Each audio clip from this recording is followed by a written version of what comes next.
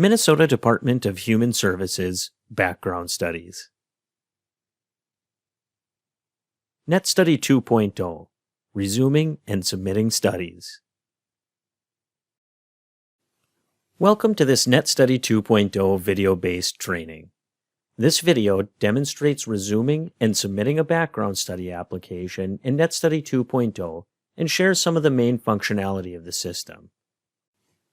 For a written transcript of this video, select Show Transcript from the YouTube menu. For subtitles, select the Closed Captions or Settings button. As a reminder, due to ongoing enhancements to NETStudy 2.0, you may see slight variations between the images captured in this video and the version of NETStudy 2.0 you use. Now with the housekeeping out of the way, let's get started. For this video, and in the NETStudy 2.0 system, the term entity refers to the NETStudy 2.0 user at the program, facility, educational program, or other entity that initiates background study applications. You can resume an application that was initiated from the Not Yet Submitted queue.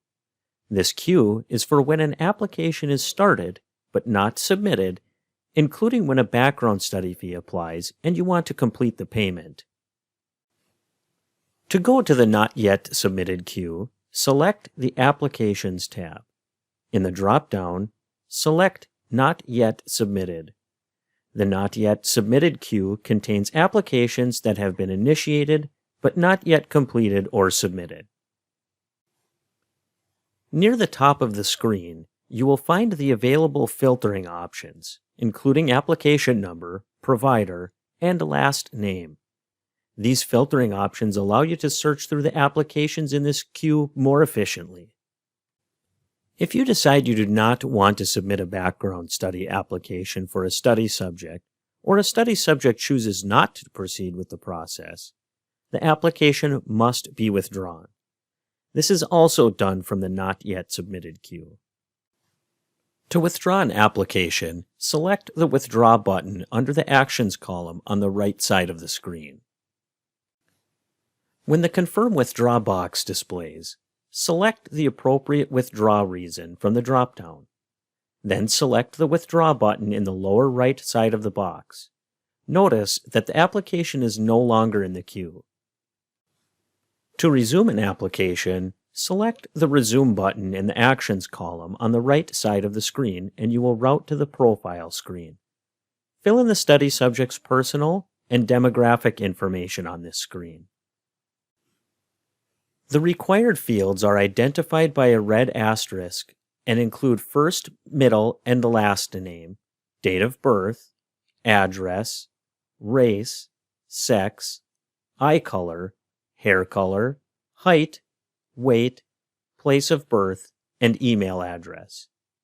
You must also list all prior names, aliases, and include whether the subject has lived outside of Minnesota in the past 5 years. The personal descriptive information is required by the Minnesota Bureau of Criminal Apprehension and the Federal Bureau of Investigation to conduct fingerprint-based criminal record checks. Race is a required field. However, if the study subject chooses not to provide this information, you may select Unknown from the drop-down. Notice that the first name, last name, date of birth, and if provided, the Social Security number, are populated on the profile screen with the information that was entered when the study was initiated. It is important for Minnesota Department of Human Services, DHS, to have the mailing address of the background study subject. If the mailing address is different from the person's permanent address, uncheck the Same as Permanent Address box under the Mailing Address section. A second address field will appear. In this field, enter the address where the individual receives mail.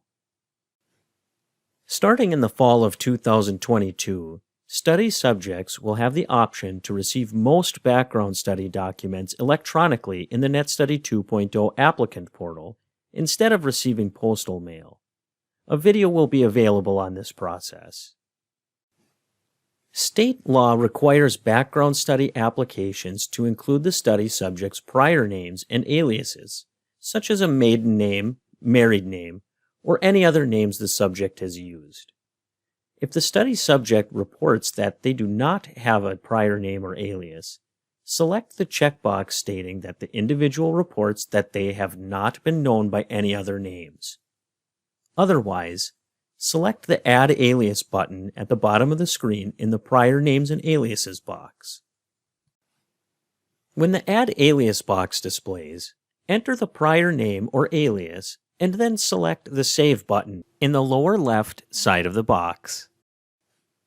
State law also requires background study applications to include prior out-of-state addresses where the study subject resided in the last 5 years. If the study subject reports that they have only resided in Minnesota in the last 5 years, select the checkbox stating the individual reports that they have not lived out of state during the specified time frame. Entities or DHS staff cannot correct errors in this section once the background study has been submitted. Entities must withdraw the background study and submit a new application with the correct information. To add prior addresses, select the Add Prior Address button at the bottom right of the screen within the Prior Out-of-State Addresses within the last 5 years box.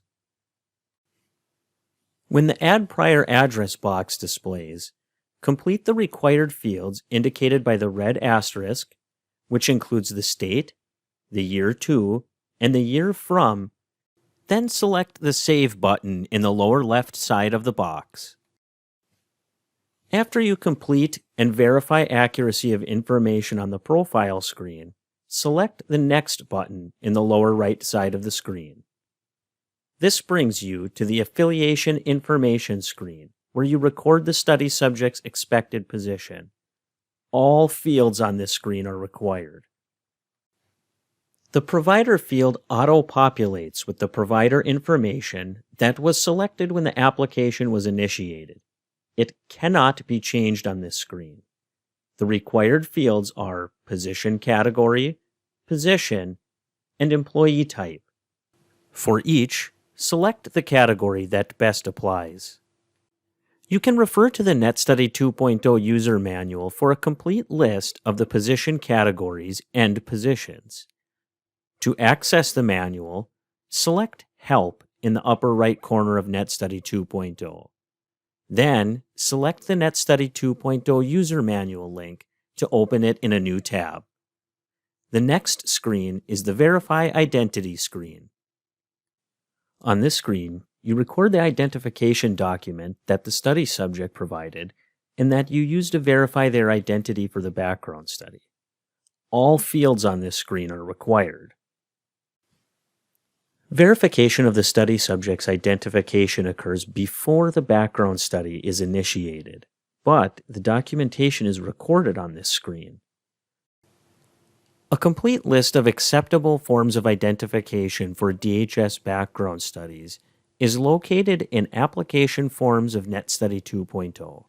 For fingerprinting, review the acceptable forms of identification for DHS fingerprinting, also located in Application Forms. In the Document drop-down, select the appropriate document type, enter in the issuing state or authority, the document number, and expiration date. If the document does not have an expiration date, leave this field blank. Once you complete this screen, select the Next button in the lower right side of the screen. The next screen is the Research Registries screen. Based on your provider type, the following registries may display on this screen: the Federal Office of Inspector General list of excluded individuals and entities, the Minnesota Office of Inspector General excluded individuals list, and the Minnesota Nurse Aid Registry. The NETStudy 2.0 system completes checks of these databases to determine whether there are any possible matches to the study subject. In addition, if the study subject lived in any other state than Minnesota in the past 5 years, and this information was recorded on the profile screen, Links to any publicly available professional registries for those states will display. You are not required to complete the registry checks as part of the background study application. They are available as a convenience for entities that may be required to check them. The searches are manual. To complete the searches, select the link in the registry name column, and the registry will open in a new tab. Then follow the instructions on the screen to perform the search. NETStudy 2.0 will identify possible matches to study subjects on the Federal Exclusion List, the Minnesota Exclusion List, and the Minnesota Nurse Aid Registry in the Research Requirements column. Select the Match link to display the match results box. Then review the information and determine whether the potential match is the study subject. If the information matches the study subject, select the Confirm box in the Confirm column. If the information does not match the study subject, select the Ignore box in the Confirm column. Then select the Close button in the lower right side of the screen. If the registry information belongs to the study subject and you elect to discontinue the background study and affiliation process, select Match from the Research Results drop-down for that registry. The system will require you to add a comment. Comments are used to note the reason for discontinuing the application and not for communicating registry information to DHS. To add a note, select the Add button in the Comments column for that registry. In the Add Note box, enter in the relevant information concerning the positive match, then select Save in the bottom right corner of the box. If the registry information belongs to the study subject, and you elect to continue the background study application and affiliation, select Information Not Disqualifying from the Research Results drop-down of that registry. In this case, a note is not required. If there is a match on the federal or state exclusion list, and you receive federal or state funding, there may be a significant consequences to selecting that the information is not disqualifying, including, but not limited to, payment recoveries, fines, and civil monetary penalties. If the identified match does not belong to the study subject, select No Match from the Research Results drop-down for that registry. No note is required. If there were no possible matches for these registries, No Match automatically displays in the Research Results column. Once there is a selection for each registry under Research Results, select the Next button in the lower right side of the screen. The final screen is Data Review. On the Data Review screen, review the application information to make sure it is accurate and complete prior to submission. Any sanctions, fines, penalties, or legal actions that may result from noncompliance with the federal and state exclusion lists and/or nurse aid registry are the sole responsibility of the entity, whether caused by the submission of incorrect or incomplete information or the result of technical or systems issues. The study subject's name and date of birth must match their ID exactly. If the information is not identical, the study subject will be turned away when they attempt to complete fingerprinting. To review the study subject's information, carefully read through each of these tabs: the Profile tab, the Identity Verification tab, the Pre-Affiliation tab, and the Registry Results tab. Information that is submitted incorrectly affects the person's ability to be fingerprinted and may also invalidate the background study. To correct errors on the Profile tab, select the Edit Applicant Profile button on the lower left side of the screen. After you make any needed corrections and you are ready to submit the application to DHS, select the Submit button on the lower right side of the screen. This will open the Confirmation of Submission screen to conclude the process.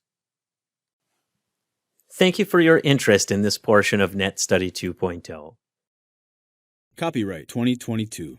State of Minnesota, Department of Human Services. Produced by Minnesota Department of Human Services, 444 Lafayette Road, St. Paul, Minnesota 55155. 651-431-2000. Toll free 800-657-3663. Toll free TTY 800-627-3529. Video phone 651-964-1514. Website https://mn.gov/DHS/. The Minnesota Department of Human Services, DHS, prohibits discrimination in its public services because of race, color, creed, religion, political beliefs, national origin, sex, public assistance status, marital status, age, sexual orientation, or disability. Direct discrimination complaints to the DHS Civil Rights Coordinator at dhs.info@state.mn.us or 651-431-2000. Individuals with disabilities may request reasonable modifications to receive DHS services by contacting its Americans with Disabilities Act